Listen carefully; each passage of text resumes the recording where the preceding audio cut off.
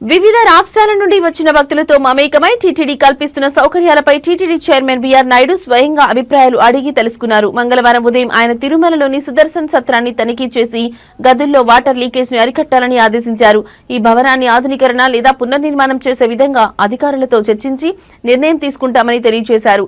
ఈ సందర్భంగా సుదర్శన్ సత్రం వద్ద ఉన్న ఫుడ్ కౌంటర్లో శ్రీవారి సేవకులతో కలిపి భక్తులకు అన్నప్రసాదాలు వడ్డించారు. అన్నప్రసాదాల రుచి, నాణ్యత గురించి ఏ విధంగా ఉందని అడగ్గా భక్తులు సంతోషం వ్యక్తం చేశారు. అనంతరం ఆయన భక్తులతో కలిసి పక్కనే ఉన్న టీ దుకాణంలో టీ సేవించారు. అంతకుముందు చైర్మన్ తిరుమలలోని కాకుల మానుతిప్ప వద్ద నూతనంగా నిర్మిస్తున్న ఐఓసీఎల్ గ్యాస్ ప్లాంట్లను తనిఖీ చేశారు. ఈ సందర్భంగా ఆయన మీడియాతో మాట్లాడుతూ 5 నెలల ముందు తిరుమలలో ఐఓసీఎల్ ప్లాంటుకు శంకుస్థాపన చేశామని చెప్పారు. మార్చి నెలలో నిర్మాణం పూర్తి చేసి మే నెల నుండి ఈ ప్లాంట్ ద్వారా కార్యకలాపాలు ప్రారంభిస్తామని చెప్పారు.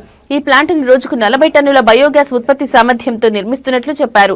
ఈ ప్రాజెక్టు ద్వారా టీటీడీకి సంవత్సరానికి 1.52 కోట్లు ఆదా అవుతుందని, అంతేకాకుండా చెత్తను పునర్వినియోగించడంతో తిరుమల డంపింగ్ యార్డ్లో చెత్త పేరుకుపోకుండా ఉంటుందని బీఆర్ నాయుడు తెలిపారు.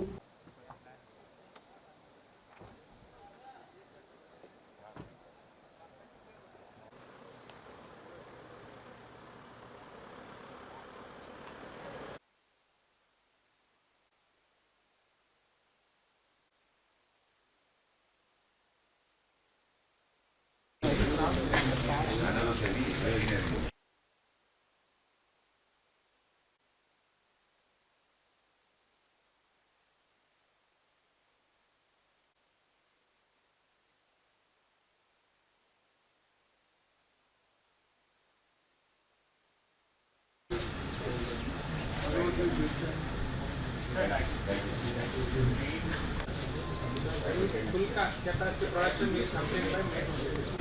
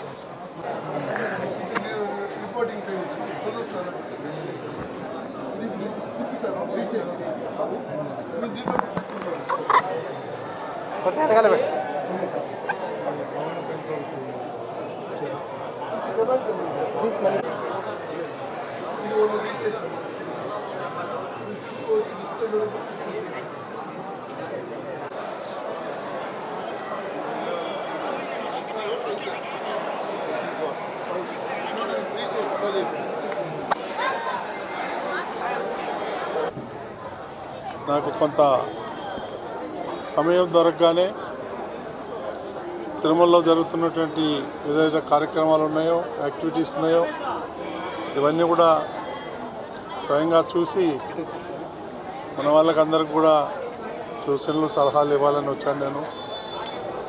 అదేవిధంగా గ్యాస్ ప్లాంట్కి వెళ్ళి వచ్చాము. ఇప్పుడు ఈ యొక్క అకామిడేషన్ ఏదైతే ఉందో సత్రం, దీనికి కూడా చూశాను. ఇందులో కొన్ని చిన్న చిన్న లోపాలు ఉన్నాయి. దాన్ని ఏం చేయాలనేది ఇంజనీరింగ్ డిపార్ట్మెంట్తో మాట్లాడి దీన్ని ఏదైనా ఒక షేప్ని తీసుకురావాలా. రూమ్స్ అయితే బాగానే ఉన్నాయి, కాకపోతే అక్కడక్కడ కొన్ని లీకేజీలు ఉన్నాయి. దాన్ని ఎలా చేయాలి ఏంటి అనేది ఇంజనీరింగ్ వాళ్ళతోనూ, ఆ తర్వాత వాళ్ళ ప్రపోజల్ తీసుకొని బోర్డులో పెట్టి ఇది నిర్ణయం తీసుకుందాం. అప్పటి వరకు ఉన్నటువంటి దాన్ని కొంచెం రిపేర్ చేసి దాన్ని వాడుకోవటానికి ఉంటే బాగుంటుంది అనేది నా ఆలోచన. అదేవిధంగా ఇక్కడ కూడా భక్తులు చాలామందితో ఇంటరాక్ట్ అయ్యాను. అందరూ కూడా 100% అందరూ కూడా చాలా హ్యాపీగా ఉన్నారు. దర్శనాలు బాగున్నాయి, భోజనాలు బాగున్నాయి, అన్నీ బాగున్నాయని చెప్పారు. కాబట్టి వాళ్ళ సంతోషమే నా సంతోషంగా భావిస్తూ ఈ విధంగా ఒక గొప్ప అనుభూతి కలిగింది నాకు. ఎందుకంటే భక్తుల మధ్య వచ్చి ఈ విధంగా తిరగటం చేయటం, వాళ్ళ బాగోగాలు కనుక్కుంటే వాళ్ళని పట్టరాని సంతోషం. అసలే నేను వస్తూ ఉంటే వాళ్ళు